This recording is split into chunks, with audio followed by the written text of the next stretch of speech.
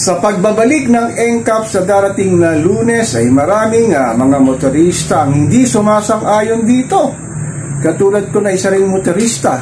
Pag-usapan muna natin ang advantages dito sa NCAP na ito.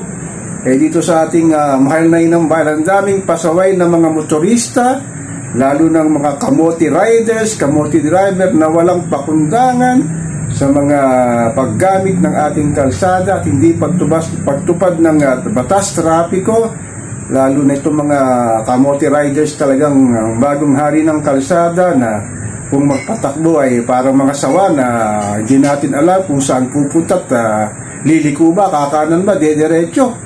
At ang ilan namang motorista na gumagamit ng pobis ay isang karamihan din ay pasaway. Maganda sana itong NCAP, no, lalo na sa sinasabing disiplina sa kalsada. Ang disadvantages naman ito, ang MMDA papatupad nila sa darating na Lunes itong NCAP ay maraming dispalinghadong mga traffic light na tinanggalan ng timer, mga kalsadang baku-bako na maaring ikay nagpapatakbo, lumipat ka ng linya ay mahuhuli ka na, mga walang linya sa kalsada na hindi natin alam kung bakit hanggang ngayon na hindi pa talaga napipintura ng maraming sinasabing kalsada dito sa Metro Manila para alam ng mga motorista kung sa kanan ba sila maglalagay, kaliwa o sa gitna.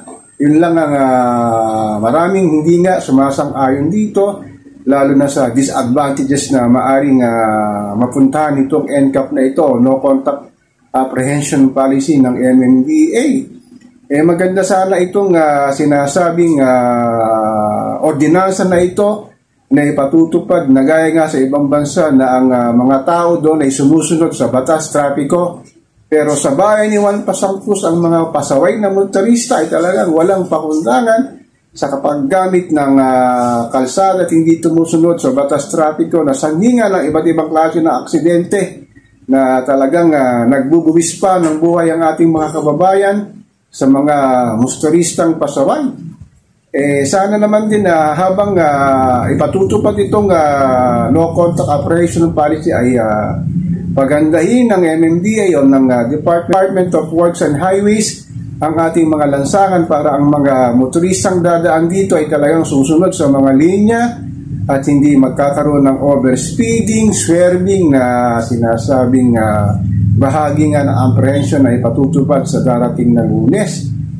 Talagang makikita natin nga ang pagbabago ng mga motorista itong mga dating araw na ating susubaybayan kung magiging successful ba itong sinasabing non-contact apprehension na kanilang ibinibida para nga sa sinasabing sa rehabilitasyon ng EDSA na aabutin daw na 1.5 taon. Kaya nga ang temporary restraining order ng Supreme Court ay talagang tinanggal muna para daw madisiplina yung mga motorista na gumagamit ng kalsada.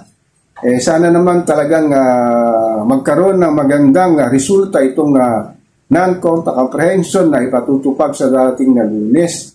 So ako po si Papa Ken, patuloy po akong magmamatsak dito sa araw-araw nating kaganapan at buhay natin dito sa ating mahal na inang bayan.